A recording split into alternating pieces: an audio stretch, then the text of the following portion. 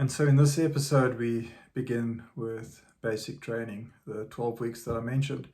Sometimes basic training can be shorter, 8 weeks or a little bit more, a little bit less, but in our case it was 12 weeks. A lot of it is just getting you toughened up and strengthening the body from being a schoolboy or a student or just a young man without strength. And in those days, of course, gym work wasn't the big thing. In any case, those who did gym work didn't necessarily succeed in the army.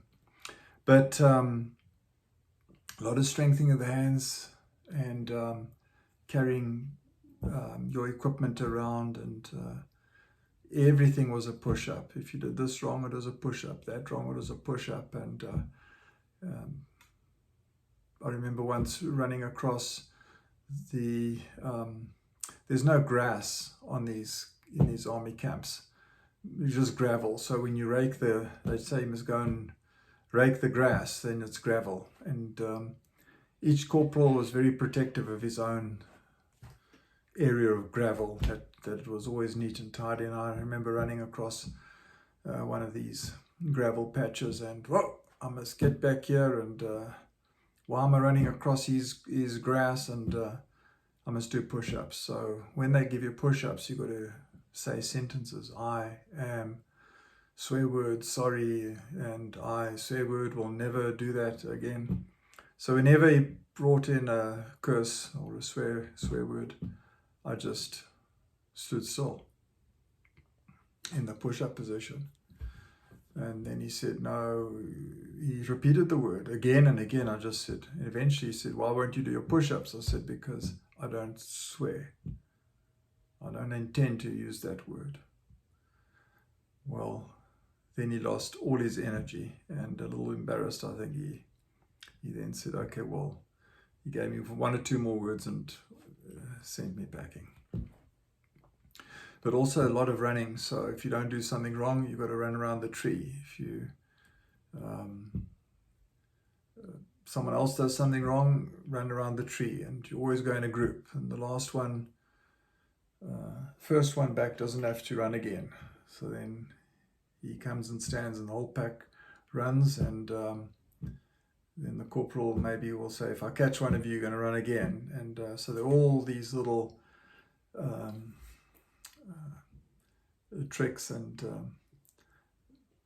ways of making you run in a group and giving you group punishment for not keeping up with the work that was to be done. So lots of parade ground work, lots of lectures on bushcraft and various kinds of patrols that you would walk, and various kinds of things to do, such as how to pack your total bag. So not just your webbing with the water bottles and the magazines, but also the extra bag that will carry your tent and extra clothing and so on. So you get taught how to pack that, how much toilet paper to use, how to use the toilet paper, very detailed. And then they tell you to get up and walk with it. And then when you first try getting up, you literally have to get onto your knees and hands and knees, and then lift yourself up. And of course, once you've done that a few times, then they take you for a walk with that kit on to get you used to the weight of it. So many little things like that. Also, during basics, they have their summer sport against, we were 1SI infantry. There was also the 1 Parabat just down the road, the parachute battalion, 1 SDB or 1 SSB, the armored corps, and there were other units.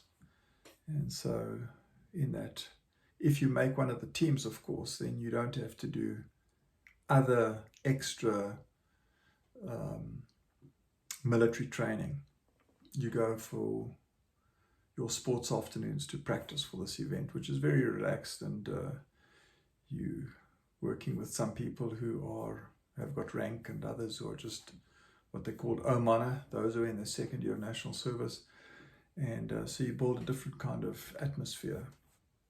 And I did the swimming and water polo. I was part of the swimming and water polo team for OneSci.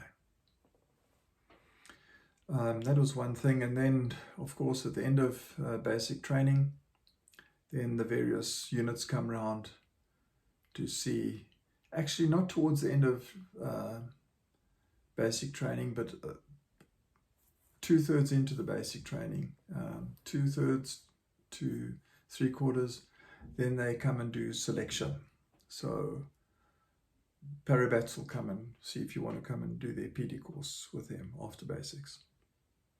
Their PT course and their jumping course, and become part of the Parabats.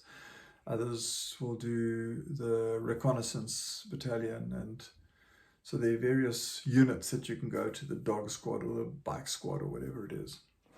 Or you can do officers course, which is what I chose to do.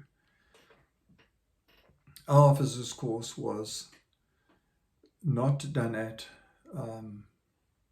the National Officer Training Battalion, which was down in Oudtshoorn Infantry School, but OneSci, because they were mechanized infantry, had their own leadership, junior leadership course based in Bloemfontein at Tempe, an old school ground. And so basic training came and went, and off I went. One thing that happened in basic training, they decided to have a final church parade, big church parade. All the units from the various areas of Bloemfontein were brought there from Tempe. And they chose one English person and one Afrikaans person to share the gospel during this church parade. And I was asked to do give a testimony for the English, from an English language person. And so maybe more of that next time. Thanks.